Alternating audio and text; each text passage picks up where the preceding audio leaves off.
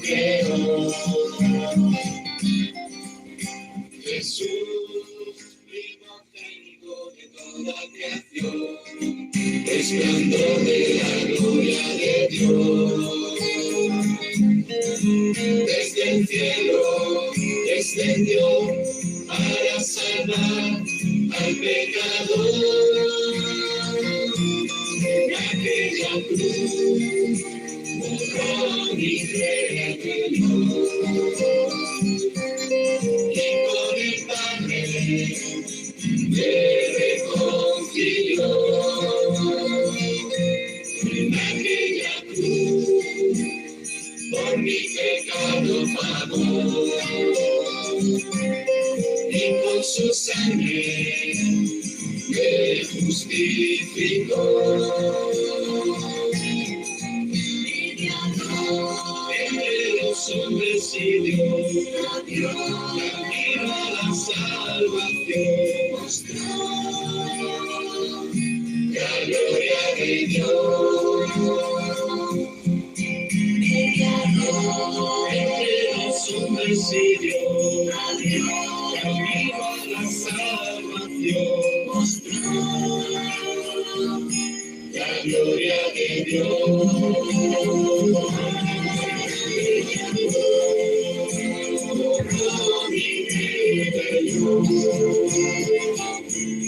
Y con el Padre me reconcilió. En aquella cruz por mi pecado pagó.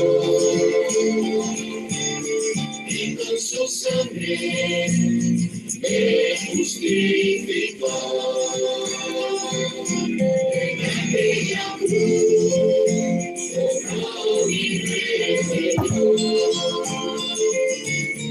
Y con el Padre me reconcilió.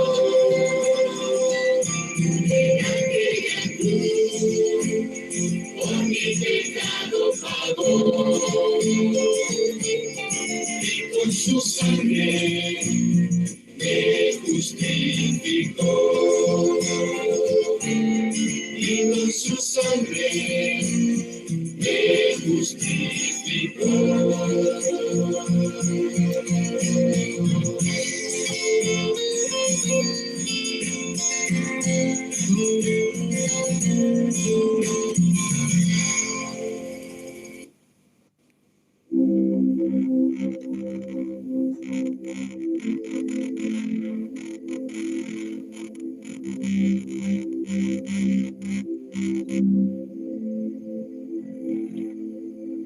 Estoy quieto adorándote, no deseo nada más, lleno sintiéndote, agradeciendo tu verdad. Estoy quieto adorándote, no deseo nada más, lleno sintiéndote, agradeciendo tu verdad. Contemplando tu amor, tu misericordia en mí, sujeta mi corazón, no puedo vivir sin ti. Contemplando tu amor, tu misericordia en mí, sujeta mi corazón, no puedo vivir sin ti.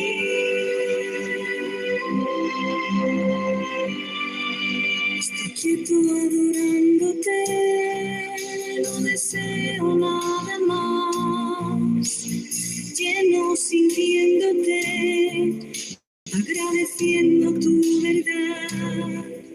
Estoy quieto adorándote, no deseo nada más, lleno sintiéndote, agradeciendo tu verdad. Contemplando tu amor, tu misericordia en mí, sujeta mi corazón, no puedo vivir sin ti. Contemplando tu amor, tu misericordia confía en mí, sujeta mi corazón, no puedo vivir sin ti.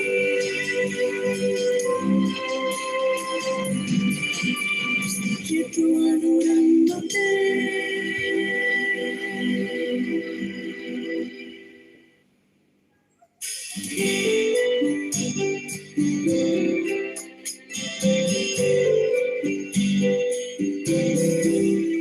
Jesús, no hay bien fuera de ti.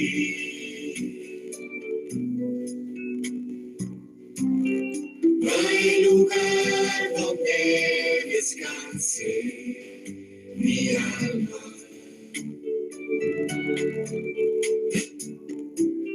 Solo en tu presencia, oh Rey. Solo en tu presencia, oh Rey.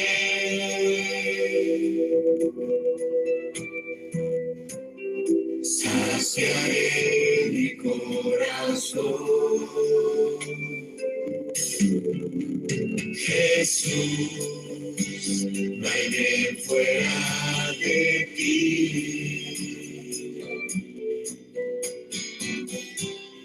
No hay lugar donde descanse mi alma. Solo en tu presencia, oh Rey. Solo en tu presencia, oh Rey.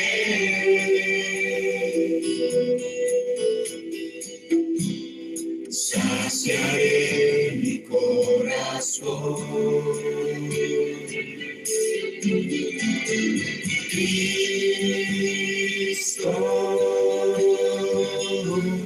siempre te alabaré.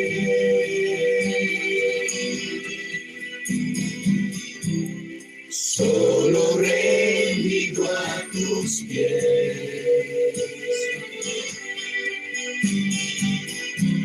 Desea estar mi corazón, Señor, dándote adoración. Cristo, siempre te alabaré.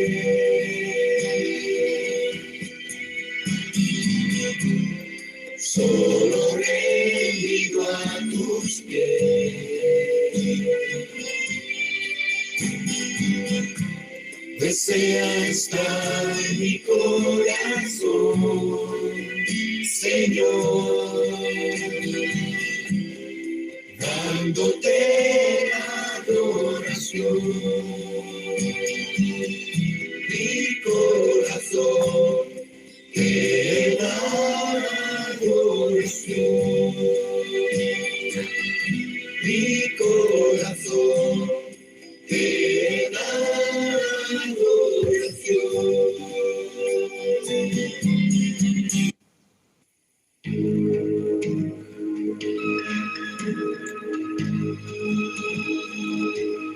Meditar sobre vuestros caminos, estáis sembrando sin cosechar, porque coméis y no saciáis. A paz do Senhor a todos, amados irmãos, a paz do Senhor a todos, amadas irmãs. Deus abençoe todos vocês, recebam a doce e gloriosa paz do nosso Senhor e Salvador Jesus Cristo. Com vocês, seu irmão Cristo, pastor Alejandro Alves, diretamente desde o país do Uruguai, da cidade de Rivera, divisa com Santana do Livramento, Rio Grande do Sul.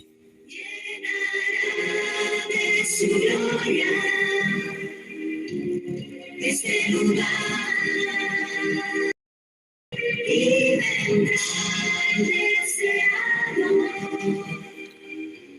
Nesta manhã, amados irmãos, vamos meditar um pouco sobre os fins dos tempos, sinais do fim.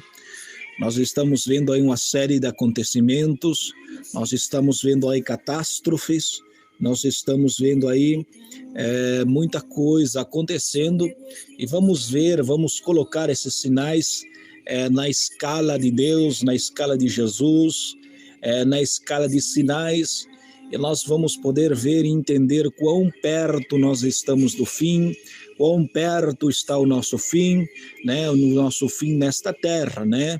E na nossa reunião com o nosso Pai Celestial, né? A nossa fugida deste mundo de dor, a nossa fugida deste mundo depravado, que se apodrece cada vez mais, cada dia, e que aguarda a condenação,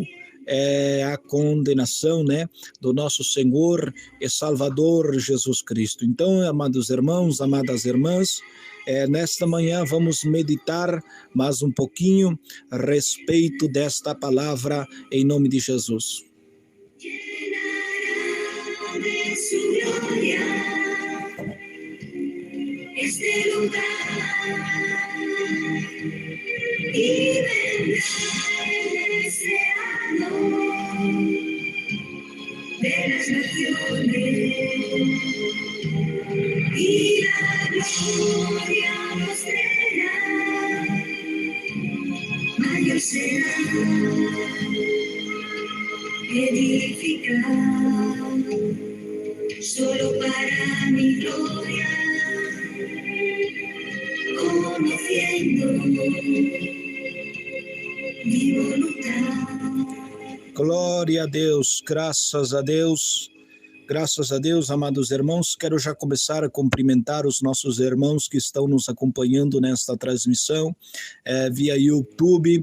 Quero já começar a cumprimentar meu irmão Diácono Evandro Quirino, lá responsável da cidade de Angatuba, São Paulo.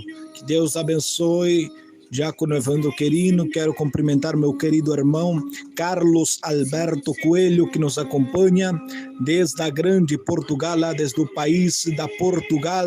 Que Deus te abençoe, irmão Carlos Alberto, sua esposa seguramente também está nos ouvindo, está conosco. Que Deus os abençoe. Genival Pereira da Silva, Deus te abençoe, irmão Genival, que Deus abençoe. Também temos aqui esse canal PFASRDS, Deus te abençoe, não sei se é um irmão ou é uma irmã, que Deus te abençoe em nome do nosso Senhor Jesus Cristo, que Deus abençoe o nosso irmão pastor Ademir, lá da cidade de Arcos, Minas Gerais. Deus abençoe, irmão Ademir, pastor Ademir, em nome do nosso Senhor e Salvador Jesus Cristo. A nossa irmã Keila Souza, da IPFD lá de Rondônia, Deus abençoe, irmã Keila. A irmã Neuvaíse, lá de Aparecida de Goiânia, que Deus abençoe, irmã Neuvaíse, em nome de Jesus Cristo. Irmã Regiane, lá de Goiânia também, que Deus abençoe, irmã Regiane. Enfim, que Deus abençoe cada um dos irmãos que estão entrando, cada um dos irmãos que estão chegando, né? Otália Dias, Deus abençoe, irmã Otália Dias, em nome do nosso Senhor e Salvador Jesus Cristo. Que Deus abençoe grandemente todos vocês, irmãos que estão chegando. Compartilhe, irmãos, esta transmissão. Você que pode compartilhar, compartilhe esta transmissão, porque vamos falar de um tema muito importante nesta manhã. Vamos compreender, né, em que tempos nós estamos. Vamos compreender quão perto está a volta do nosso Senhor e Salvador Jesus Cristo, quão perto está a manifestação do iníquo, do homem de pecado, que vai aparecer a qualquer momento. Nós vamos ver aparecer este homem, o iníquo, o homem de pecado, o qual o Senhor vai destruí-lo na manifestação da sua vinda, com a espada, com o espírito que sai da sua boca. E hoje, nesta manhã, meus irmãos, nós vamos ver quão perto está a manifestação deste iníquo, deste homem de pecado chamado Anticristo, e quão perto está a nossa reunião com Cristo, nossa fugida desta terra. Quão perto estão estas coisas de acontecer. Quero cumprimentar também meu irmão Marcos Brisojo. Deus te bendiga, Marcos Brisojo, desde el país de la Argentina. Nos acompaña nuestro hermano Marcos Brisojo. Reciba la paz del Señor Jesús. Y también si hay algún hermano hispano de lengua española, ¿verdad? Lengua español latino de aquí, de Latinoamérica, o también español allá de Europa, que Deus me los bendiga a todos em nome de Jesus. Deus abençoe o nosso irmão jovem Tiago lá do Pará. Que Deus te abençoe, irmão Tiago, lá desde o Pará. Também está conosco nesta manhã, em nome do nosso Senhor Jesus. Bom, sem mais esperas, vamos ouvir este glorioso hino que está tocando aqui. Enquanto vamos, você vai procurando ali, livro de Mateus, capítulo 23, e o verso 3 a seguir. Então, amados irmãos, vamos lá procurar livro de Mateus, capítulo 24, capítulo 24, verso 3 a seguir, e vamos ouvir este hino, e após deste hino, já vamos entrar na palavra do Senhor Jesus. Livro de Mateus 24, verso 3.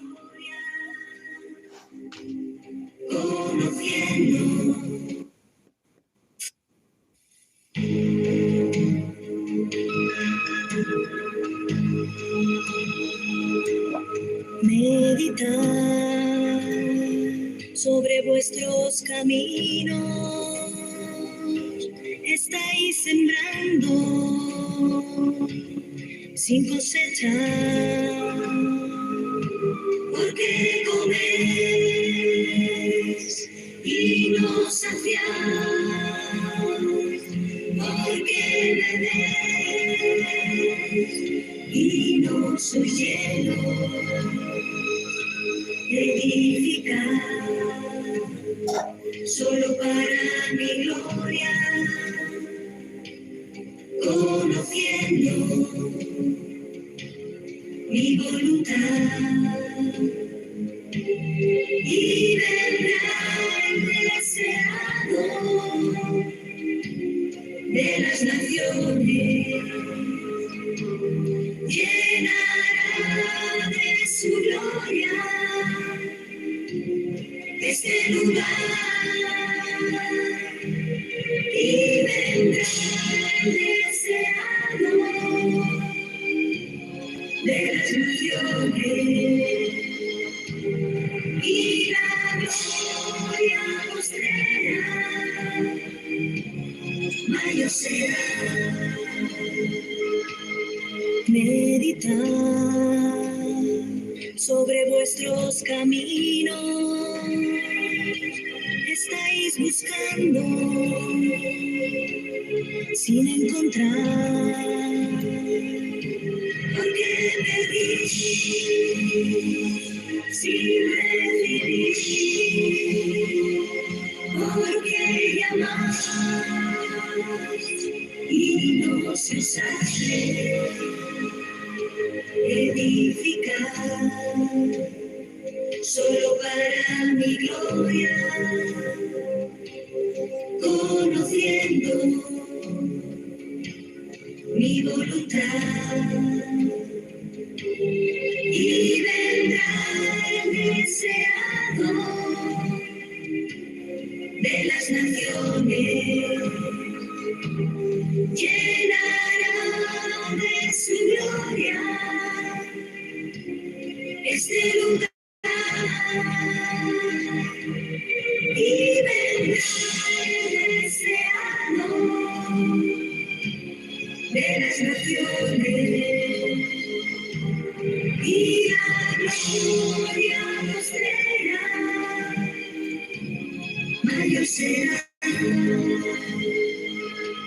Edificar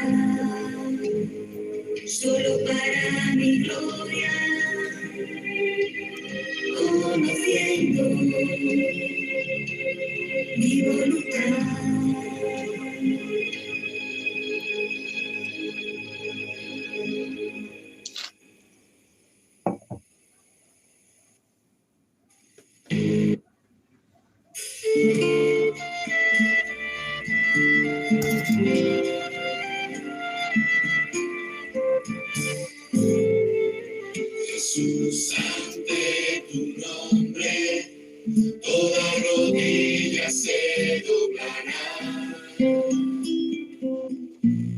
tu santo nombre, toda lengua confesará,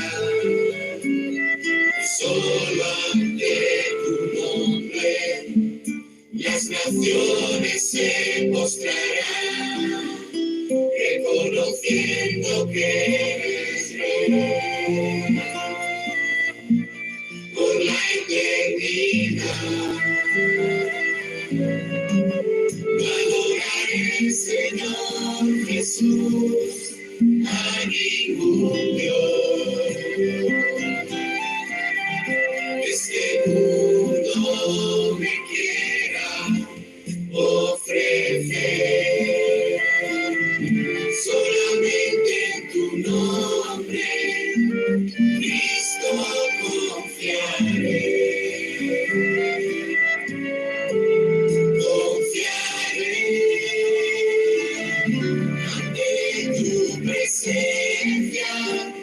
Jesús, me inclinaré, y mis rodillas con gozo doblaré, para darte la gloria,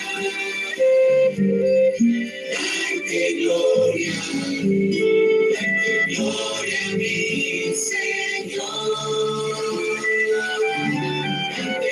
Tu presencia, Jesús, me inclinaré, mis rodillas con gozo doblaré, para darte la gloria,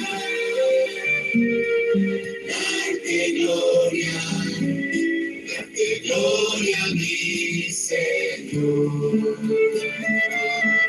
para darte la gloria,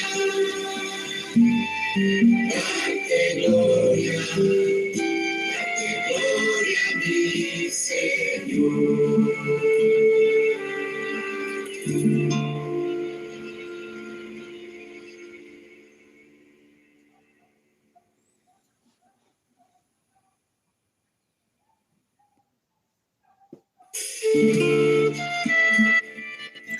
Muito bem, meus amados, muito bem, minhas amadas, em nome de Jesus, procedamos agora a leitura da palavra.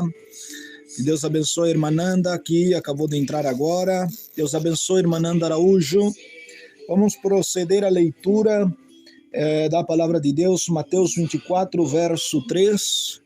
Lembrando os irmãos que vamos comparar quais tempos nós estamos vivendo, quão perto está a manifestação do iníquo, quão perto está a nossa reunião com Deus, o nosso Pai, e também a manifestação desse homem de pecado, chamado-se Anticristo.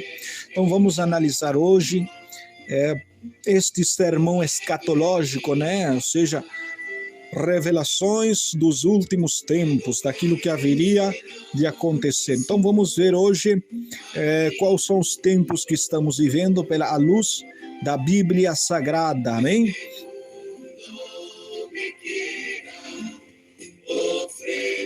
Mateus 24, verso 3, vamos ler em nome do Pai, do Filho e do Espírito Santo de Deus. Diz assim a palavra do Senhor, Mateus 24, 3, diz: no Montes das Oliveiras achava-se Jesus assentado, quando se aproximaram dele os seus discípulos em particular e lhe pediram: dize-nos quando sucederão estas coisas e que sinais haverá da tua vinda e da consumação, ou seja, do fim do século. Ele lhe respondeu: vede que ninguém vos engane, ou olhai que ninguém nos engane, né? Ou seja, prestai atenção. Então Jesus, a primeira coisa que diz é: prestai atenção, olhai que ninguém vos engane. Porque virão muitos em meu nome dizendo: eu sou Cristo, e a muitos enganarão. E certamente ouvireis de guerras, rumores de guerras, e vede que não vos assusteis, porque é necessário que assim aconteça, mas ainda não é o fim. Então, ainda não é o fim. Primeiro ponto. Por que não é o fim? Porque vão se levantar. Quando é que vão se levantar? Nos dias futuros, quando Jesus morrer, quando Jesus ressuscitar, subir aos céus, e o ministério da palavra, por meio dos apóstolos, começa a ser promovida com o avanço do reino de Deus, do evangelho de Cristo, vão começar a ver o quê? Vão começar a se levantar nação contra nação, reino contra reino. Haverá fomes e terremotos em vários lugares. Por isto, tudo isso é princípio de dores. Ou seja, estas coisas, estes sinais, ou seja, nação contra nação, reino contra reino, fome e terremotos em vários lugares. Ou seja, quando fala de terremotos, se refere a catástrofes, catástrofes naturais, mas esses sinais somente serão princípios de dores. Então sereis atribulados e vos matarão, e sereis odiados por todas as nações por causa do meu nome. Nesse tempo muitos vão se escandalizar e trair-se-ão uns aos outros. E se levantarão muitos falsos profetas e enganarão muitos. Por ser multiplicar a iniquidade, o amor se findará de quase todos. Aquele, porém, que perseverar até o fim, esse será salvo. E será pregado o evangelho todo o mundo para testemunha a todas as nações, então verá o fim. E segue, eu quero agora somente ler até o versículo 14 para explicar estas duas partes, e depois vamos ler do 15 até o 28, que é toda a parte da grande tribulação. Do versículo 15 até o 28 é o início da grande tribulação, mas antes de chegarmos à grande tribulação, que é o período do fim, já é o período do fim, quero proceder ao início, das dores e ao tempo que nós estamos vivendo, ou seja, as últimas dores, os últimos tempos. Então, o primeiro sinal que Jesus dá, vede que ninguém vos engane. Quero que prestes atenção ao verso 3. No Monte das Oliveiras achava-se Jesus assentado, quando aproximaram dele os seus discípulos em particular, e lhe perguntaram: dize-nos, quando sucederão essas coisas e que sinais haverá da tua vinda? Quais coisas? Lamento sobre Jerusalém,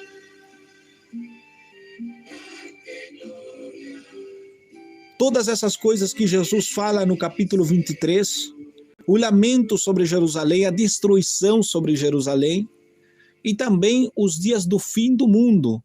Aqui, a pergunta que os discípulos fazem era a respeito daquilo que ele já tinha falado no capítulo 23, por isso que eu sempre estou dizendo aos irmãos, nunca tratem de interpretar a Bíblia pegando versículos isolados, ou seja, eu leio um versículo e trago a minha própria interpretação. Esse versículo tem um contexto, ele tem um tema. Então, muitas vezes, nós precisamos ler 1 ou 2 capítulos antes, ver o começo de um tema, onde começa o início de um contexto, para que nós depois possamos, por meio desse tema, desse contexto, dessa situação, desses detalhes que o autor está dando, nós possamos discernir o que verdadeiramente Cristo ou os apóstolos estão querendo nos ensinar. Então, o contexto desse 24 já-se no capítulo 23, quando Jesus começa a dar uma série de ais, quando Jesus começa a dizer um montão de advertências, e depois o verso 37 ao verso 39 do capítulo 23, Jesus faz a sua lamentação. Jerusalém, Jerusalém, que matas os profetas, apedrejam o que te foram enviado. Quantas vezes quis reunir os teus filhos como a galinha ajunta seus pintainhos debaixo das suas asas, mas vós não quisestes. Eis que a vossa casa ficará deserta. Declaro-vos, pois, que desde agora já não voltareis a ver, até que venhas dizer, bendito aquele que vem no nome do Senhor. Então Jesus está já profetizando a queda de Jerusalém. Jesus começa a profetizar a queda, o desolamento de Jerusalém, o que vai acontecer por causa do seu pecado, por causa deles desprezarem o Cristo. E isso nós vamos ver o que acontece no ano 33 aproximadamente, não, no ano 70, aliás, desculpe. Desde o ano 70 até o ano 75 depois de Cristo, não há uma conformidade, uns dizem no ano 70, outros no ano 75, conforme alguns registros históricos. Jerusalém foi sitiada pelo general Tito baixo as ordens do Vespasiano, do governador, do imperador Vespasiano. Então, general Tito, cerca Jerusalém, destrói o templo, não fica pedra sobre pedra que não seja destruída. E então, nesse momento, Jerusalém é sitiada e se cumpre aquilo que Jesus profetizou: Jerusalém, Jerusalém, que matas os profetas. Então, vossa casa vos deixará deserta. O verso 1 do 24 também podemos atentar a isso. Então, quando os discípulos veem a formosura do templo, eles ficam impactados com a formosura do templo. Então, ele diz, olha aqui, Jesus, olha que formoso, olha que lindo, olha que maravilha essas coisas. E Jesus disse assim, ele, porém, disse, não vedes tudo isso? Em verdade vos digo que não ficará pedra sobre pedra que não seja destruída.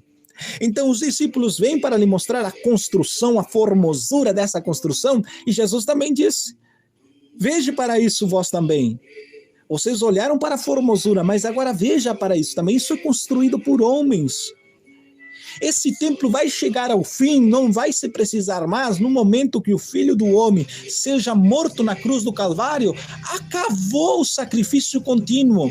Acabou o sacrifício de animais, acabou o sacrifício de bezerros, acabou o sacrifício de animais pelo pecado do povo, acabou o trabalho do sumo sacerdote, que era feito uma vez por ano, no dia de Yom Kippur. Esse dia Yom Kippur era uma festividade que era feita uma vez por ano, onde o sacerdote, uma semana antes, se afastava de tudo para não tocar nenhuma coisa contaminada, nenhuma coisa que era tida como imunda, nem sequer por erro ele poderia tocar. Então ele se afastava uma semana antes, e um dia antes do dia de Yom Kippur, do sacrifício pelos pecados do povo, ele se afastava para orar, entregava essas 24 horas à oração e o jejum. Ele ficava em humilhação, ele ficava em oração e jejum, completa oração e jejum, sem comer nada, sem nada, humilhando a sua carne, humilhando-se, afastando-se de tudo que era impuro conforme as leis messiânicas. Ele se afastava de tudo aquilo, conforme as leis cerimoniais de Israel. Então, chegando o dia de Yom Kippur, o sacerdote entrava com essas vestes, sumo sacerdote, com essas vestes de lino fino, e apresentava um sacrifício, ia até o lugar santo dos santos, que somente ele podia entrar, e oferecia ali com o sangue derramado daquele sacrifício que foi feito nos átrios, ou seja, no pátio. Ele entrava ali e derramava sobre o propiciatório, ou seja, sobre a tapa da Arca da Aliança. Então era derramado aquele sangue para perdão dos pecados dele mesmo. A primeira intercessão era dele. Depois ele saía, tomava banho, colocava outras vestes limpas e apresentava outro sacrifício, entrava no lugar santo dos santos, rociava o sangue sobre a tapa do propiciatório pelos pecados dos sacerdotes que ministravam no lugar santo, queimando incenso, enfim. Aí ele saía novamente, se tomava banho, colocava outras vestes mais puras de novo e entrava pela terceira vez, então oferecia sacrifício pelo povo. E Jesus estava dizendo, vai acabar todos esses ritos. Então não vai haver uma necessidade, vai acabar a glória desse templo. Porque a glória da segunda casa será maior do que a primeira. A glória de Cristo vai ser maior do que o tabernáculo de Moisés, representado no templo construído por Salomão e reconstruído depois por Neemias. Vai ser maior, por quê? Porque o primeiro templo não era um lugar onde se assentasse um rei, onde se assentasse os sacerdotes. Na diferença dos demais templos, os demais templos pagãos iam os sacerdotes, as sacerdotisas, as pessoas reuniam o holocausto, prendiam, acendiam seus incensos e velas. Só que o templo de Deus era diferente. O templo de Deus era somente para expiação dos pecados do povo, de maneira que somente os sacerdotes e o sumo sacerdote poderiam entrar no lugar santo dos santos, apresentar sacrifício e holocausto pelo povo. Então não é um templo que muitos dizem o anticristo vai se assentar no templo. Não, isso é engano, isso é mentira, não é isso. Isso é outra coisa que depois vamos estudar e analisar melhor. Porque o templo de Deus, que foi construído por Salomão, reconstruído por Neemias, é o mesmo tabernáculo de Moisés. É a mesma tenda que está separada em 3 partes. O pátio, o lugar do sacrifício, depois já começa a tenda, se divide em 2. O lugar santo, onde os sacerdotes ministram incenso, né? Queimam incenso a Deus e depois ali comiam dos pães, dos 12 pães que havia ali, né? Que representava as 12 tribos de Israel. E depois o lugar santo do santo, que entrava somente o sumo sacerdote para ter encontro com Deus e também para expiar os pecados do povo uma vez por ano. Então, quando Jesus fala aqui, vês essas coisas, não vai ficar pedra sobre pedra que não seja destruída.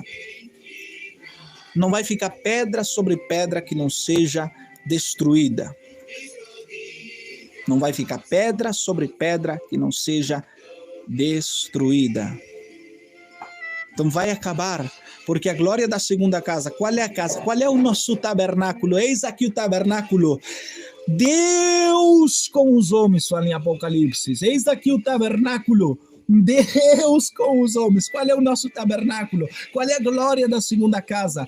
Todo esse emblema do templo e do lugar onde se fazia holocaustos, tudo, desde o formato, desde o plano do tabernáculo de Moisés, do templo, tudo representava o que Jesus Cristo, na sua expiação, viria a fazer. Quando Jesus morre, não há mais necessidade do tabernáculo. Terminou o templo, terminou o tabernáculo, terminou tudo, terminou a glória, terminou a santidade do templo. Por quê? Porque Jesus mesmo é o tabernáculo de Deus com os homens que nos santifica. E agora nós somos o templo de Deus, de Jesus, do Espírito Santo, nós, por meio de Jesus, a comunhão dos homens. Então, a glória da segunda casa, ou seja, de Cristo. Que maior glória? No primeiro tabernáculo se apresenta sacrifício pelos pecados, né? Agora já não se apresenta mais sacrifício, porque Cristo é o nosso sacrifício. Ele é o sacrifício definitivo, de uma vez por todas. Sua morte foi o maior sacrifício de uma vez por todas, que não tapa o pecado, não cobre como sacrifícios de animais, mas sim ele tira o pecado do mundo. Como disse João Batista, eis aqui o Cordeiro de Deus.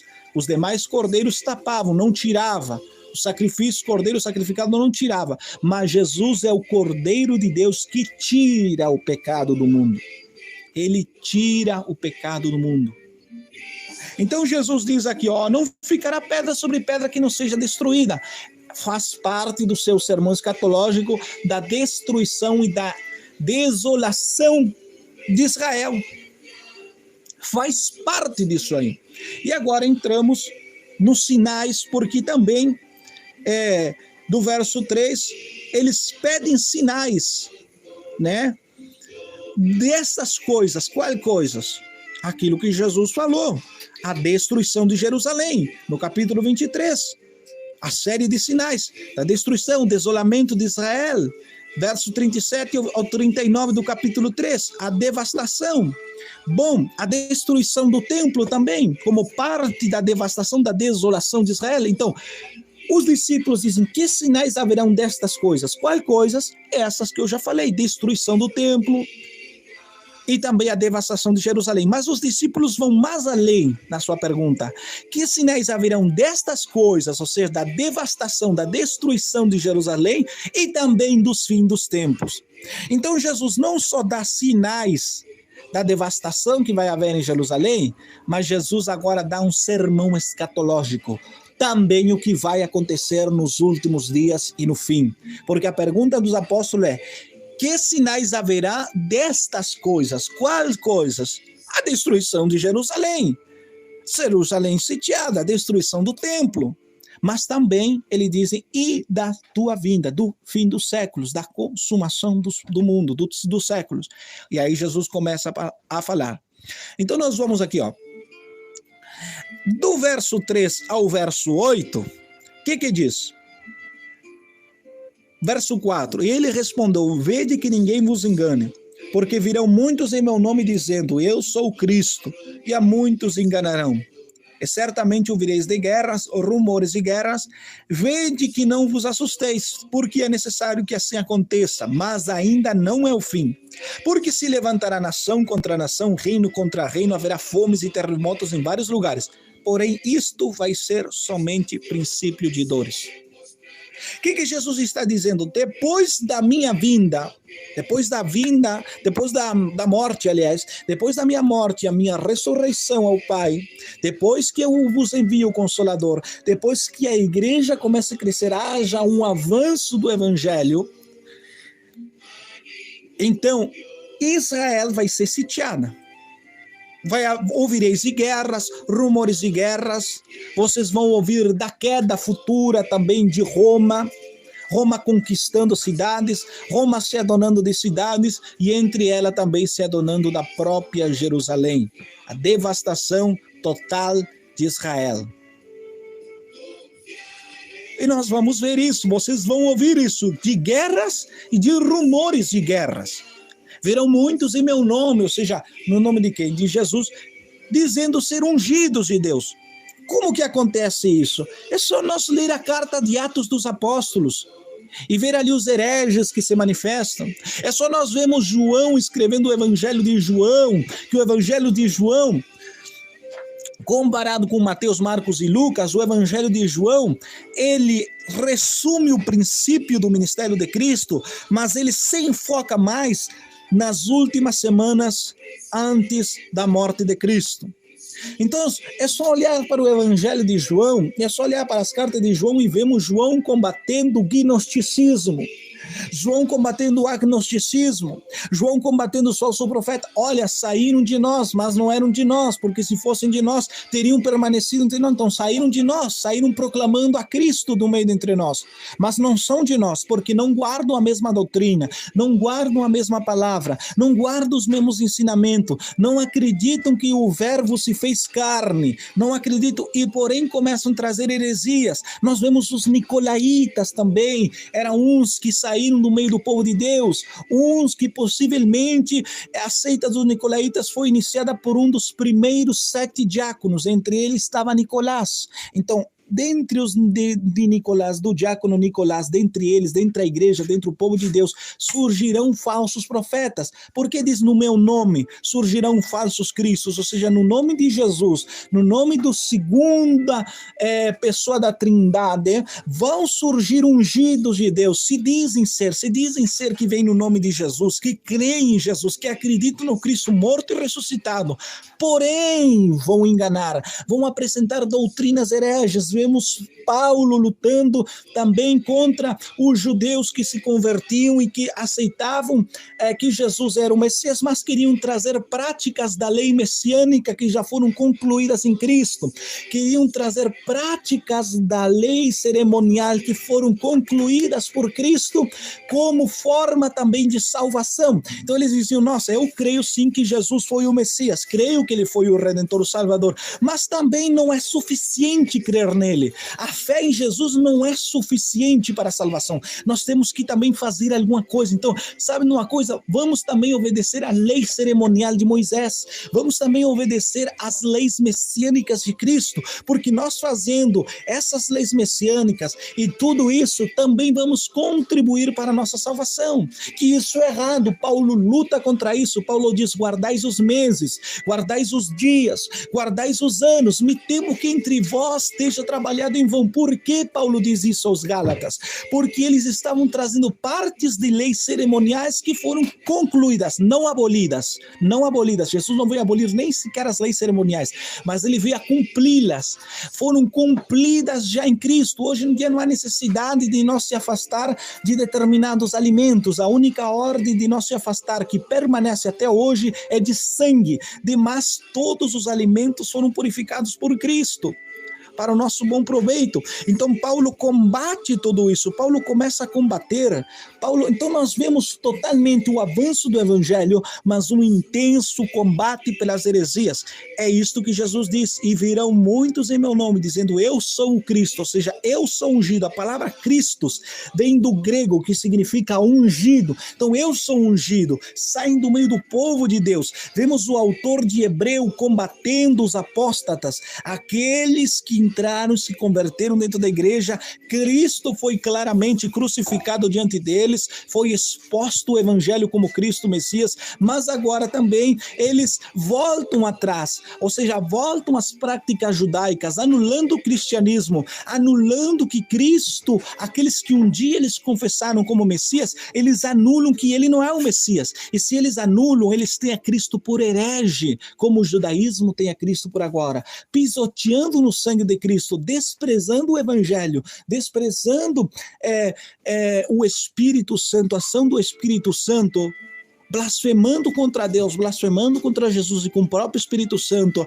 Então acontece o que fala o autor do livro de Hebreus, combatendo os apóstatas do judaísmo, dizendo: para estes não há mais chance de salvação. Hebreus capítulo 6, verso 3 a seguir, e Hebreus 10, do verso 27 a seguir. Para estes apóstatas que deixaram a sua fé, a fé em Cristo como o Messias, como o Redentor do Evangelho, e voltaram às práticas judaicas, anulando o Evangelho de Cristo, anulando Cristo como o Messias, e tendo ele como, ou seja, pisoteando, vamos dizer assim, tendo o sangue de Cristo por imundo. Ou seja, o que quer dizer imundo? É um herege. Tendo a Cristo como herege, como não senhor, desprezando, indo contra o evangelho, para esse já não tem mais salvação. Vemos o autor de Hebreus combatendo os falsos judeus que tinham se introduzido encobertamente. Nós vemos Judas também fala agora sobre o libertinagem. O livro de Judas é uma pregação sobre o libertinagem, aqueles que tomam a graça de Deus como método de que, bom, já sou salvo, então vou viver de qualquer maneira, andar de qualquer forma, vestir de qualquer maneira, vou trazer televisão para dentro da minha casa, vou olhar tudo que a televisão passa, eu vou olhar. É lógico que televisão não havia naquele tempo, mas é um exemplo daquilo que nós pregamos contra hoje, que é o mundo dentro da casa. Então não tem nada a ver passar um batonzinho na boca, não tem nada a ver colocar um brincozinho, seguir conforme faziam os demais povos pagãos em honra dos seus deuses, né? Então, em honra dos seus deuses, o que eles faziam? Em honraria daqueles deuses, o que eles faziam? Então eles pegavam e começavam a fazer aquelas práticas. Começava a botar um brinquezinho, começava a colocar um batãozinho, começava a colocar, passar um esmaltezinho nas unhas, se prostituindo, a mulher cortando seus cabelos, e daí por diante. Então não tem nada a ver. Então nós vemos Judas também combatendo. E é incrível que esses libertinos, essas pessoas que eram libertinas, eles também diziam que eram ungidos de Deus. Então nós vemos uma luta constante contra os apóstatas do judaísmo, contra os libertinos também, que tomavam o evangelho como causa de libertinagem, viver de qualquer maneira, e uma luta também constante contra os que traziam práticas da lei para dentro do cristianismo. E nós vemos aí, mas todas essas sinais, essas lutas que a igreja vai enfrentar nos seus primeiros passos, vão ser somente princípio de dores. O que é princípios de dores? Quando a palavra expõe, esta palavra, a Bíblia expõe esta palavra, princípio de dores, esta palavra se refere compara, né, os sinais da vinda de Jesus nos últimos tempos como as dores de uma mulher grávida para ter filhos. Uma mulher pode estar grávida e ela pode estar já nos seus últimos meses de gestação e ela não pode sentir dor. Mas quando começa a ter as primeiras dores que indica o seu futuro parto, ela deve estar preparada. Ela deve. Bom, eu já estou com quase as últimas semanas de gestação. Eu vou ter que arrumar o bolsinho do bebê, eu vou ter que arrumar as roupinhas do bebê, já para quando cheguem os meus dias de gestação tê-lo. Então, quando a mulher chega-se-lhe as dores de parto, ela já tem que estar preparada. Por isso que Jesus disse: orai e vigiai, porque o Filho do Homem virá na hora que vós menos penseis. E ele deixa os sinais. Então, os sinais é semelhante à gravidez de uma mulher, ao período de gestação de uma mulher. Porém, quando essas coisas profetizadas por Cristo começarem a acontecer, são princípios de dores. Então, as coisas que vai enfrentar a igreja primitiva, né? As coisas que a igreja primitiva vai enfrentar, né? Vamos dizer, enquanto avança o reino, mas eles vão ter que se combater os falsos profetas, vão ter que combater o legalismo, vão ter que combater o libertinagem e vão ter que combater os apóstatas. Aqueles que se diz o Cristo, que vão sair enganar estas três áreas, os apóstatas, os legalistas e os libertinos. Mas também Jesus começa a dizer assim, e ouvireis falar de guerras, rumores de guerras, disputa por territórios, né? Disputa por território, mas é necessário que isso aconteça, mas ainda não é o fim. Então nós vemos que hoje em dia muitas pessoas pregam, Jesus está voltando, Jesus está vindo. Olha a guerra lá na Rússia com a Ucrânia, é o fim, o anticristo vai assumir. Queridos, esses sinais só mostram os princípios das dores, ou seja, os princípios das contrações de uma mulher grávida. Isso começou no passado, no princípio, com a igreja primitiva. Esses sinais só mostram que as dores começou. Prepara-te, ó Israel, para encontrar-te com o Senhor teu Deus. Jesus vai vir. É por isso que desde a igreja primitiva, eles continuamente estavam esperando a volta de Cristo, porque eles tinham estes sinais. As dores de parto começou, o parto vai chegar. Eu não sei se vai ser daqui uma hora, eu não sei se vai ser daqui umas horas, eu não sei se vai ser daqui um dia ou dois, mas eu sei que as dores estão acontecendo. Uma hora ou outra ele vai chegar, a criança vai nascer. Então ele diz assim, os sinais estão se cumprindo. Jerusalém foi sitiada. Está crescendo cada vez mais o número de falso profeta. A igreja, ela cresce, mas ao mesmo tempo mengua, porque cresce mais o falso profeta, cresce mais os libertinos, os legalistas e os apóstatas do que a própria igreja de Cristo, profetizado por Cristo. Então as dores do parto já começaram a se intensificar. Uma hora Jesus vai voltar, mas hoje em dia a igreja acredita que a vinda de Jesus é por causa destas guerras, da fome que há no mundo, porque olha aqui, e virão muitos em meu nome dizendo, e certamente ouvirei falar de guerras, rumores de guerras, não vos assusteis, porque é necessário que estas coisas aconteçam, mas ainda não é o fim. Se levantará nação contra nação, reino contra reino, e haverá fomes e terremotos em vários lugares, porém isto não é o fim. São princípios de dores, porém tudo isto é princípio de dores.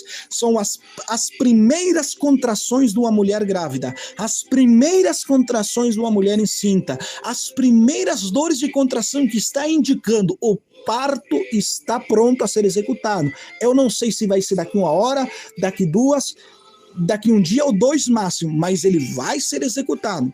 Então, os sinais como falsos profetas, legalismo, libertinagem, que são os mesmos que hoje nós estamos lutando. Nós estamos lutando contra os apóstatas da fé. Nós estamos lutando contra, vamos dizer assim, o legalismo. E nós estamos lutando contra o libertinagem. Isso começa no início da igreja primitiva. Isso começa já no início. Diz aqui, vereis de guerra, fomes. Então, quando uma cidade é sitiada, ela não sai nem recebe alimentos. Então começa a fome. né? Vamos dizer assim, as pestes, à medida que a ciência incrementa, à medida que o mundo incrementa, a contaminação também incrementa, né? A destruição da terra também, o homem destruindo a própria natureza, né? Então, tudo isso incrementar, vai surgir fome, vai surgir guerra, disputas por território, disputa por dinheiro, disputa por riquezas, né? O mundo se depravando como nos dias de Noé, nós estamos vendo isso, mas isso somente são coisas que iniciaram já na igreja primitiva, não são sinais específicos e claros que nos diga, estamos no fim, o fim está pertíssimo. Não são sinais, mas são sinais de quê? De preparação. São sinais que afirmam a nossa fé, dizendo o que Jesus profetizou está se cumprindo. Um terremoto não é sinal, devastação no mundo não é sinal da volta de Cristo. São simplesmente princípios das dores de uma mulher em parto, ou seja, preparação para o parto. É o tempo que Deus dá, que até agora são 2000 anos, é o tempo que Deus dá para o avanço do evangelho, para o evangelho chegar a todo mundo e para que a igreja se prepare na fé do nosso Senhor e Salvador Jesus Cristo. Mas os sinais do fim, porque Jesus disse tudo, mas não será o fim. Tudo isto, porém, é princípios de dores, mas ainda não é o fim. Ainda não é o fim. Então, agora o que acontece? Então, agora começa a segunda etapa. Agora, esta segunda etapa que vai do verso 9 ao verso 14, são as dores do parto vamos dizer assim, intensificando. As dores do parto se intensificando, que são os períodos que nós estamos vivendo, os períodos antes da grande tribulação. Quando chegar a grande tribulação, só quero dizer uma coisa aqui, a igreja deve estar preparada e alicerçada em sua fé, porque a partir que o anticristo se manifestou, o iníquo que vai perseguir de todas as formas possíveis a igreja, que a igreja vai ser tida como uma praga no mundo. Não estou falando dos libertinos, nem estou falando dos legalistas, nem dos apóstatas. Estou falando da igreja pura, da igreja santa, da igreja imaculada, aquela que não se mistura com os costumes do mundo, aquela que não se mistura com o paganismo, aquela que não se mistura com as leis corrompidas desta terra, que não se mistura com a política, que não se mistura com as práticas mundanas, com as práticas depravadas, que não se mistura com tudo isso.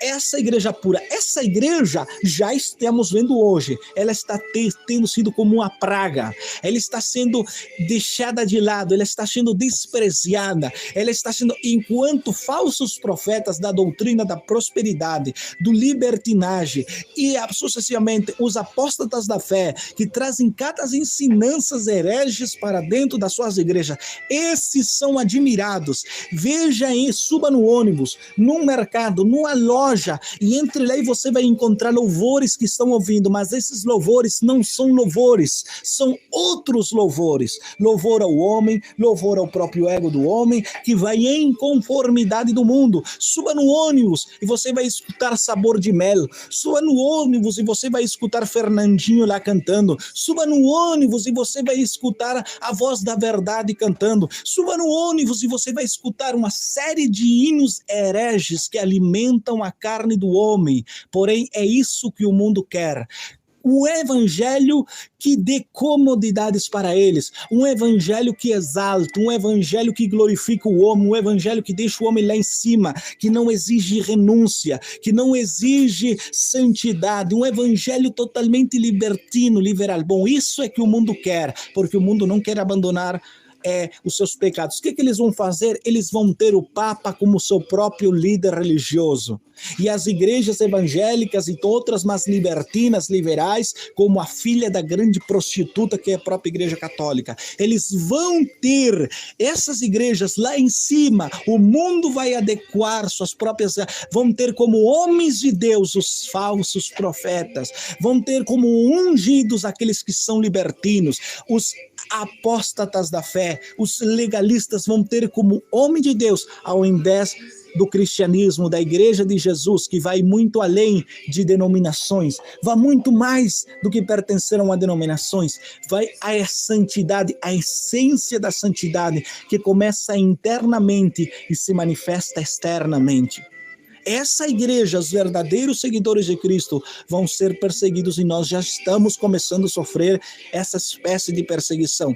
Verso 9: então sereis atribulados e vos matarão. Segunda série, uma vez que vós, igreja, começar a contender contra os falsos profetas, então eles vão se levantar contra vós.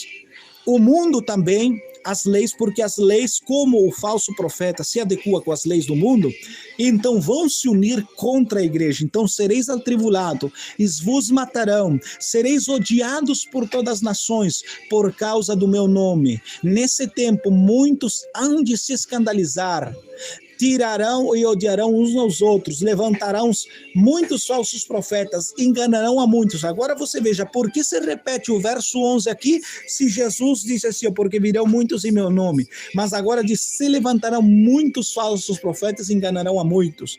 Este muitos vem da tradução grega.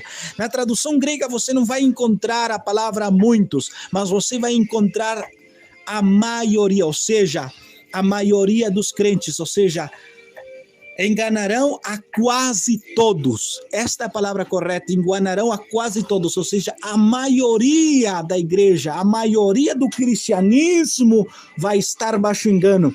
Aqui você vê o evangelho em quase todo mundo, mas a maioria desse cristianismo é outro evangelho, não é o evangelho de Cristo, é outro evangelho, é um evangelho anátema, é um evangelho que não tem cruz, é um evangelho que não exige renúncia, é um evangelho que não tem vida de oração, é um evangelho que não tem vida de humilhação, de jejum, é um evangelho que não tem vida de santidade. Ele é outro evangelho, é um evangelho que ensina o homem se tem um pão, multiplique e tenha 2 pão, um evangelho egoísta, fazer tesouro para si.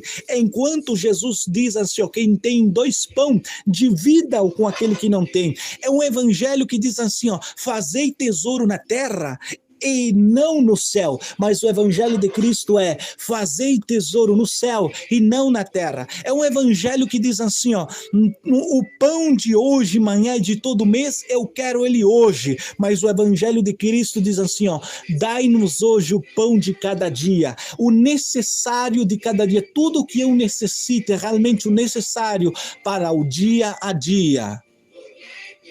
É um evangelho distorcionado, um evangelho diferente, um evangelho apóstata, um evangelho anátema, um evangelho maldito. Bom, a maioria, a Bíblia vai ser pregada, manifestada em todo o mundo, mas a maioria desse evangelho vai ser um evangelho fraco, um evangelho anátema, um evangelho apóstata, como nós estamos vendo hoje. E a igreja verdadeira de Cristo vai ser odiada, vão ter ela como uma igreja odiada, uma igreja que não quer o mundo, uma igreja que se afasta. E se ela se afasta do mundo, se ela não aceita o mundo, o padrão do mundo, como para a sua vida, então ela deve ser aniquilada, ela deve ser, vamos dizer assim, exiliada, ela deve desaparecer. Porque o mundo ele tem que estar baixo a ordem, nova ordem mundial, as ordens do anticristo e o falso profeta. O anticristo na área política, o falso profeta na área da religião. A igreja não vai querer se unir. Então ela deve ser aniquilada, ela deve ser perseguida, ela deve desaparecer da face da terra. E isto já está acontecendo. E por multiplicar-se a iniquidade e o amor, se esfriará de quase todos. Olha aqui, ó. E por se multiplicar o amor, por se multiplicar a iniquidade, o amor de quase todos se esfriará. Qual é esse amor? A Bíblia separa que todos os mandamentos de Deus e a salvação do crente baseia-se em Cristo por meio do amor. Em Cristo para nossa fé de salvação, confiar nas obras dele, no que ele fez na cruz, e no amor para nós amar a Deus, a santidade e odiar o mundo, e o amor ao próximo. Amarás o Senhor teu Deus com toda a tua mente, com todo o teu coração, com toda a tua força, com toda a tua alma, e ao teu próximo como a ti mesmo. Desses 2 mandamentos depende toda a vida cristã. Amor a Deus para odiar o mundo e amar somente a Deus e obedecer e praticar os seus mandamentos por amor. E odiar o mundo e amar o próximo como a ti mesmo. O mal que você não quer para você, não quer para o seu próximo. Então, o amor de quase todos, quem?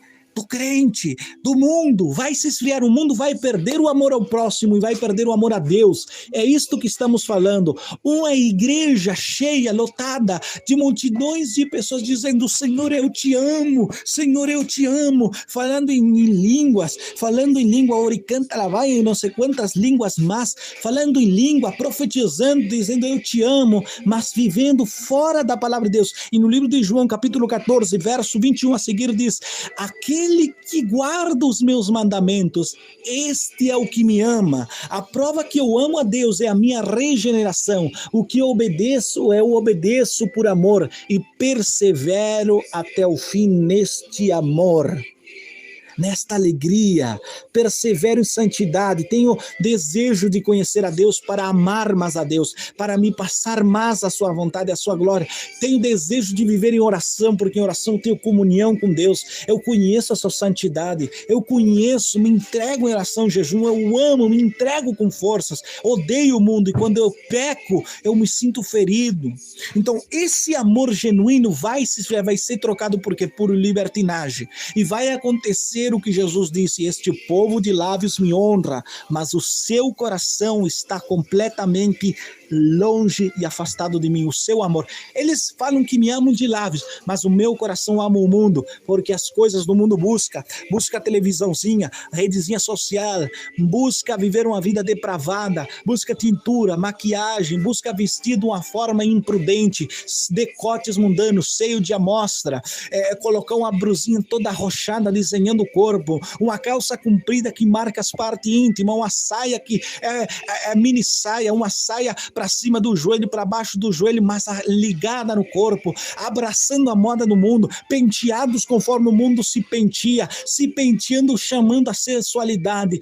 Tudo isto o mundo busca, e estes que se dizem professar a Cristo vão perder esse amor da santidade, e esse amor vão colocar na vaidade, nas coisas fúteis, nas coisas vil. Tá vindo aí você que se diz ser crente de doutrina, mas usa essa blusinha toda arrochada no corpo, que marca todo o seu seio, figura a sua cintura, essa saia que marca os seus glúteos, sua parte íntima. Você está com amor na sensualidade, no sistema deste mundo. Ainda não foi passada a verdadeira santidade. Por quê? Porque santidade não é só roupa. Quando você entende que santidade é só roupa, então eu tendo uma saia já é normal. Eu tendo uma blusa por o cotovelo já é normal. Pelo punho é normal. Estou bem. Não cortando os meus cabelos, não bem. Mas eu preciso ir à essência da santidade. Por que eu devo usar essa roupa? Essa roupa não é só usar a roupa. Essa roupa que eu vou usar não pode desenhar de jeito nenhum meu corpo. Não pode exibir, tanto em homens como em mulheres,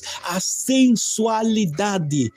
Eu posso ter, irmão, a saia e uma calça de crente, andar de social, mas se essa calça arrocha o meu corpo, minhas pernas, essa saia da irmã arrocha, marca o corpo, meu coração, o que está dizendo?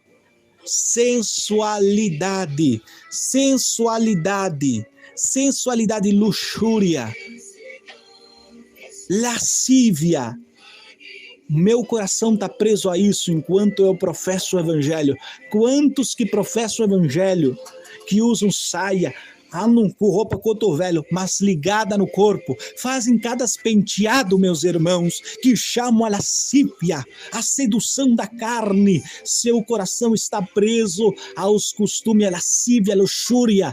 O seu corpo está sendo instrumento de cobiça, ainda de social, ainda de saia, ainda de roupa no cotovelo. Seus penteados não há mais, eu não enxergo mais fotos quase de mulheres de Deus pregando no YouTube, com aquele cabelão largo penteado para trás, ou se fazendo um coque na cabeça, com a Bíblia na mão, com aquela vestimenta que não liga no seu corpo, mostrando sua Bíblia. Hoje eu vejo jovenzinhas penteando seus cabelos de uma forma sensuais, tapando seus olhos, fazendo que nem a moda, uma moda que existiu faz uns anos atrás aí, era moda tanto homens como mulheres colocar o cabelo para frente e tapar os seus olhos, e isso é símbolo da maçonaria. Quando você tapa um olho e deixa um só, esse olho só significa nova ordem mundial, um olho que tudo vê, e a pessoa se adequa a esse sistema. Hoje eu estou vendo tudo isso aí, não vejo mais as jovens santas de Deus, homens santos de Deus, mulheres santas de Deus, que até no seu testemunho professam a sua fé com alegria. Depravação total. O que me leva a isto, sinais do fim? Paulo disse também, dentro destes sinais escatológicos de Jesus, do verso 9 ao fim, as dores de parto se intensificando, se aproximando do nascimento da criança, ou seja, a vinda do nosso Senhor Jesus Cristo. O que diz Paulo? O Espírito diz, qual Espírito? O Espírito Santo. Ele diz explicitamente, ou seja, o que quer dizer isso? Sem erros, não há erros, sem errar, sem medo de errar, perfeitamente vai acontecer que nos últimos tempos da igreja, quais são esses últimos tempos da igreja? As últimas horas do parto, as dores mais intensificadas do parto, as últimas horas da igreja vai ser um avanço de quê? Será um avanço de quê? Vamos dizer assim, de avivamento, será isso? Vai haver um avivamento, sim, mas um avivamento de apostasia. O amor ao próximo, que traz a teologia da prosperidade para mim, por mim, para mim, até nos hinos, para mim, por mim e para mim. O que o diabo me tirou, Deus vai me multiplicar com creces. Mentira, porque o nosso mundo não é esta terra, nosso mundo é os céus, é Cristo, é a sua glória. Tendo o que comer, o que calçar, o que vestir, Paulo disse, contentai-vos com isso. Contentai-vos com isso, disse Paulo. E isso que nós vamos ver, um avanço de perder o amor de Deus e o surgimento de um amor fingido, de um amor anátema, um amor maldito ao mundo, uma mistura com as coisas, uma prostituição espiritual. Um avanço da depravação, um avanço do evangelho maldito, um evangelho simples, um evangelho superficial, um evangelho enganador, um avanço pelo pecado. E Paulo diz explicitamente às igrejas que nos últimos tempos, nas fim dos partos, iniciando já o nascimento da criança, ou seja, o surgimento de Jesus Cristo para buscar a igreja, a antecipação, o surgimento do anticristo para perseguir os seus. Nesses últimos tempos, Paulo diz assim, muitos apostatarão da fé. Esse muitos, na tradução grega, na verdadeira tradução diz quase todos, ou seja, a maioria da fé, a maioria dos que professam o evangelho vão apostatar da fé, ouvindo espíritos enganadores e doutrinas do diabo que engana, que vai contra a palavra de Deus, doutrinas enganadores, doutrina da prosperidade, doutrina do que tem, doutrina do não faz mal e tantas outras doutrinas. Um avanço da prostituição, um avanço da depravação moral no mundo, um avanço da depravação moral, como os dias piores aos dias de Noé, quando Noé, o que antecipa os dias de Noé? O povo não quer saber de Deus. Hoje o povo diz, eu creio em Deus, creio a minha forma, não, mas eu sou boa gente, eu sou boa pessoa, não preciso ir na igreja para crer em Deus, não preciso me batizar, não preciso fazer um monte de bobagem. E os que precisam fazem de qualquer jeito, façam a minha maneira, vou seguir falsos profetas. E poucos realmente persistem na fé primitiva cristã. Poucos. Então, quase todos, a maioria vai apostatar e só uma minoria vai perseverando até o fim. A mostra de que nós estamos no fim não é guerra, não é terremoto, não é fome, não é pestilência, isso é princípio. Quando começa o princípio das dores, com o avanço do evangelho na igreja primitiva, mas as dores se intensificam e começam a chegar ao fim, pronto para a criança nascer, com esses sintomas se agravando a depravação, se agravando a prostituição no mundo, se agravando a igreja apostatando. 90% dos escândalos evangélicos que há hoje, os escândalos religiosos, pertencem a igrejas evangélicas, a pastores evangélicos, a líderes evangélicos, a divórcio e segundo casamento dentro da própria igreja do que no mundo. Movimento LGBT marcando as marcas do fim da apostasia, desvio da fé, que diz que Deus condena o homem que se deite com homem, mulher que se deite com mulher. O movimento LGBT, ministros cristãos sendo ordenados, ministros homossexuais, lésbicas, transexuais sendo ordenados como pastores, pastoras, bispas, bispos, apóstolos, apóstolas.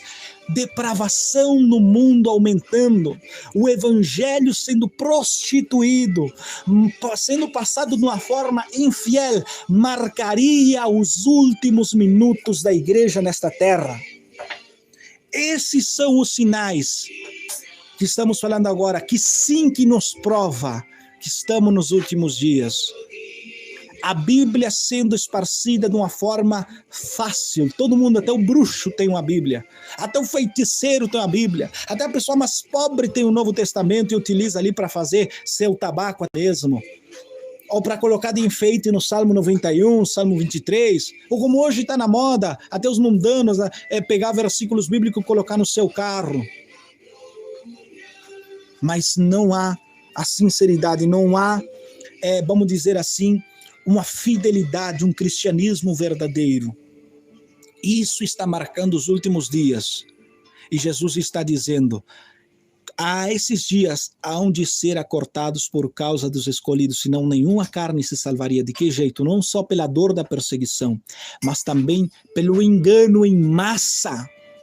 Pelo engano em massa que está havendo dentro das próprias igrejas que começaram na sã doutrina, que estão se intitulando de sã doutrina, mas que estão abraçando de uma maneira sorrateiramente. Veja as jovens todas apertadas que se dizem de sã doutrina, louvando a Deus com hinos que é o ego para si mesmo, esperando receber aplausos, penteados mundanos, roupas mundanas dentro das igrejas de sã doutrina, coladas apertadas, marca de apostasia, marca de amor ao mundo, marca que o diabo está trabalhando de uma maneira sorrateira dentro da igreja. A falta de oração dentro da igreja. Você marca um culto de oração, você tem 50 membros, você tem 20 obreiros, dos 50 membros você tem 3 ou 4, e dos 20 obreiros você tem 3 ou 4 de joelho orando. Nas lives de oração, toda live de oração é papo, é bate-papo, é conversa, é conversa, é conversa, é conversa, é conversa. Deus quer que você dobre o joelho e converse com Ele, busque a santidade. Os tempos são difíceis, se fortaleça. Está agindo de uma forma pesada. Nós vemos muitas virgens loucas que estão professando sã doutrina e estão dormindo, e por isso estão entrando no sono. Qual sono? O sono da depravação, o sono dos ímpios, dos inconversos. Os ímpios fazem qualquer coisa e não sentem temor, porque eles estão na incredulidade. A igreja está dormindo no sono da incredulidade. Fazem da maneira que eles pensam que agem, dizem ter uma sã doutrina, mas nega. Tito 1,16, professam conhecer a Deus, mas com seus fatos, com suas atitudes, o negam, fazendo-se reprovados, não estão aprovados, são reprovados enquanto a toda boa obra. Veja aí o diabo entrando nas igrejas de doutrina de uma maneira sorrateira, de uma maneira, mas é uma saia abaixo dos joelhos, mas é uma blusa por o cotovelo, não é degotada, mas marca, traz lascívia, traz carnalidade, sensualidade. Isso mostra que o amor da pessoa está no mundo. O evangelho, a negligência das doutrinas fundamentais da igreja. O que são doutrinas fundamentais? Doutrinas que fazem parte do fundamento de Cristo. A doutrina da graça, a doutrina da salvação somente, unicamente por a fé em Cristo. A doutrina da depravação do homem, que mostra quanto o homem é depravado, que ele é impotente para cumprir a lei de Deus, ele é impotente para cumprir a palavra de Deus por ele mesmo. A impotência para o homem se achegar a Deus, a incapacidade do homem em traduzir as escrituras no seu próprio contexto, a incapacidade do homem entender doutrinas que devem ser pregadas para que o homem conheça que seus pés estão no inferno e que de lá devem ser arrancados. A doutrina do céu e do inferno, doutrinas fundamentais. A doutrina da mortificação do pecado, juntamente com a doutrina da perseverança dos santos em santidade, matando o pecado. Há pessoas que dizem, não, o velho homem morreu nas águas do batismo. Martim Lutero disse esta expressão: eu achei que o velho homem tinha morrido nas águas do batismo, porém, o desgraçado sabia nadar.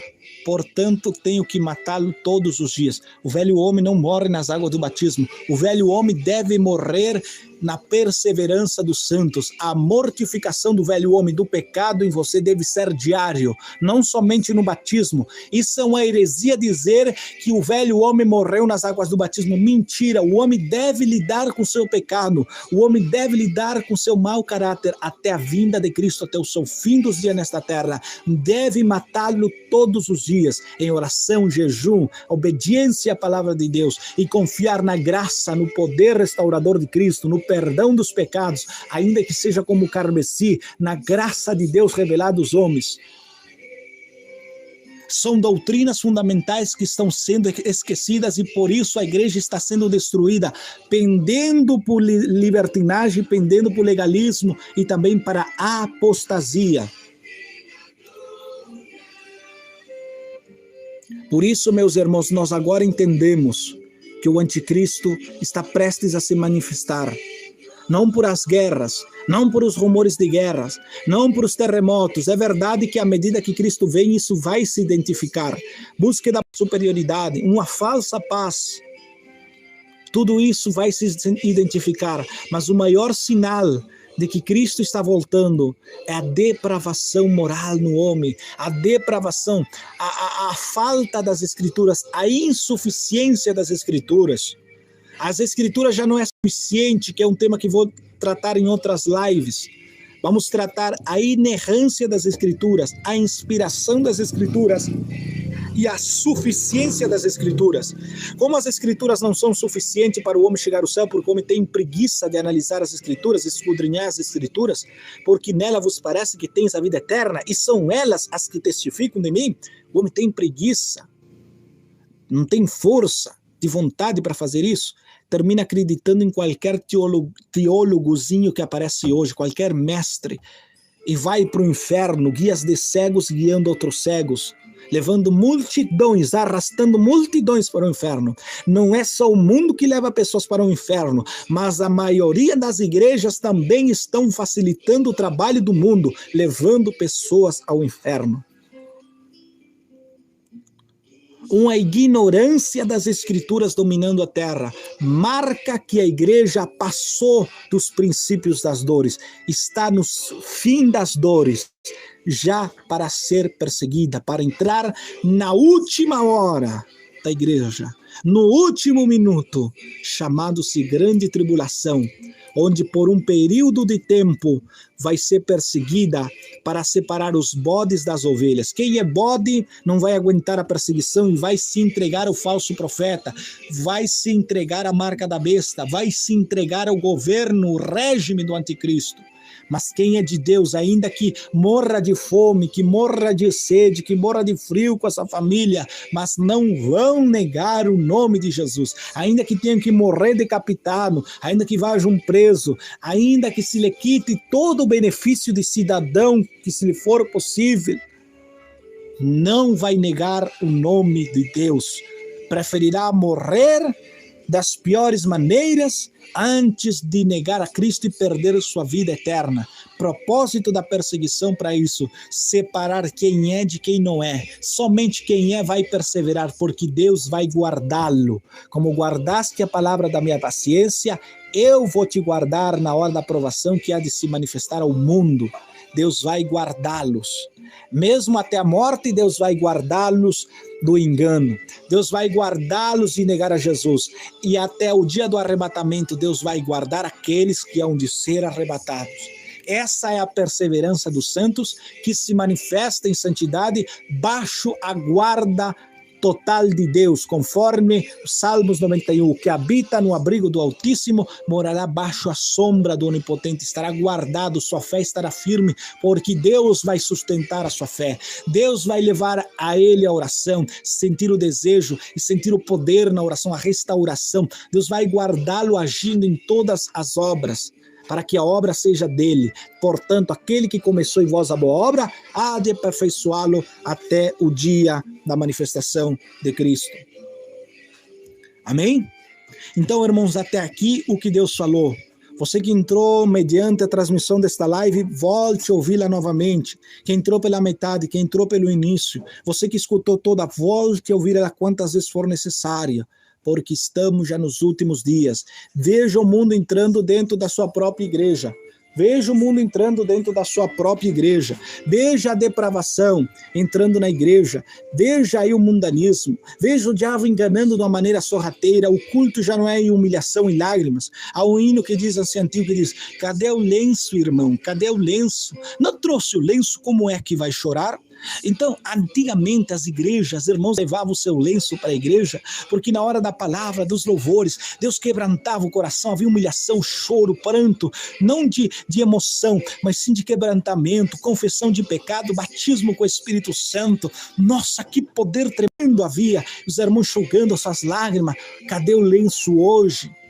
A alegria, os pastores entretendo os bodes, pegando o culto onde a palavra deve ser exposta com a maior seriedade, levando ao homem compreender a gravidade do seu pecado. Hoje em dia se conta piadas, a palavra se passa de uma forma não séria, se passa de uma forma que produz risada na igreja. O púlpito é a hora de seriedade. Seriedade é vida ou morte, daquela pregação vai depender as almas que estão ali. Eu brinco, por isso que nas minhas lives você vai ver que eu exijo muito da hora da oração e da hora da palavra. Eu sou muito firme e rígido nisso. Fora disso, você vai me conhecer como uma pessoa amável, uma pessoa disposta a te ajudar, a pessoa brincalhona, a pessoa humilde, mas na hora da palavra, no púlpito da igreja, o culto da igreja, eu sou rígido e zelo por cada louvor entoado ali, por a palavra, zelo por isso. E eu fico irado quando vejo pregadores pregando a palavra, levando a igreja a rir, antes de levar a igreja a chorar pelos seus pecados. Portanto, estamos nos últimos dias. Um pregador puritano disse há 100 anos atrás: virão dias onde, escute bem, não haverá pastores alimentando ovelhas, mas haverá palhaços entretendo bodes. Entende isso aqui? Nós não fomos chamados para ser palhaços, para fazer o povo rir e divertir e gerar da igreja um entretenimento. Mas nós somos pastores, homens sérios, pregadores sérios, evangelistas sérios, diáconos sérios, presbíteros sérios, ministradores sérios, que pregamos com seriedade a palavra de Deus, expondo o perigo dos infernos, do pecado e a graça revelada em Cristo. Somos homens e mulheres sérios, que tomam as coisas de Deus sérias. Então, meus amados irmãos, que Deus possa te abençoar desta palavra. Eu já vou ter que fechar a transmissão, porque agora, 11h38, eu tenho que sair para ir pegar minha filha no colégio. Então, meus amados irmãos, eu vou finalizar a live, mas medite nesta transmissão. Que Deus abençoe, fiquem todos na paz do Senhor Jesus, até a próxima transmissão. E eu vou deixar este hino tocando até 11h35, para que os irmãos possam compartilhar seus links, seu canal, e medite nesta palavra, medite. Você que chegou no último, volte a ouvir esta palavra, medite, porque estamos já nos últimos minutos da igreja sobre a terra. Reconociendo que eres rey por la eternidad.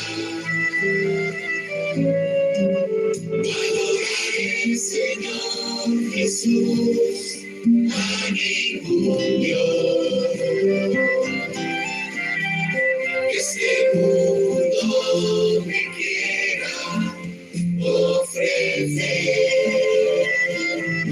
solamente en tu nombre, Cristo, confiaré.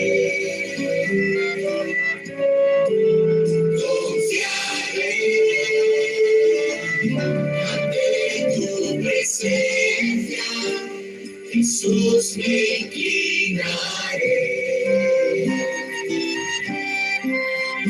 Mis rodillas con gozo doblaré para darte la gloria, darte gloria, mi Señor, ante tu presencia, Jesús, me inclinaré. Mis rodillas con gozo doblaré para darte la gloria,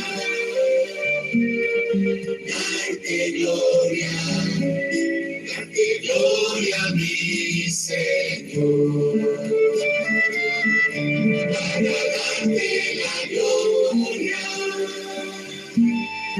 darte gloria,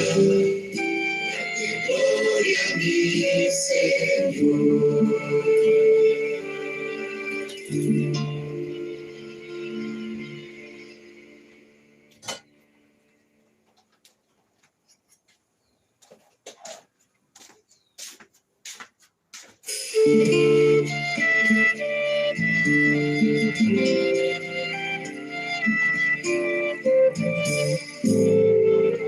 Jesús, ante tu nombre, toda rodilla se doblará. Tu santo nombre, toda lengua confesará. Solo ante tu nombre, las naciones se postrarán, reconociendo que eres Rey por la eternidad. Adoraré, Señor Jesús, a ningún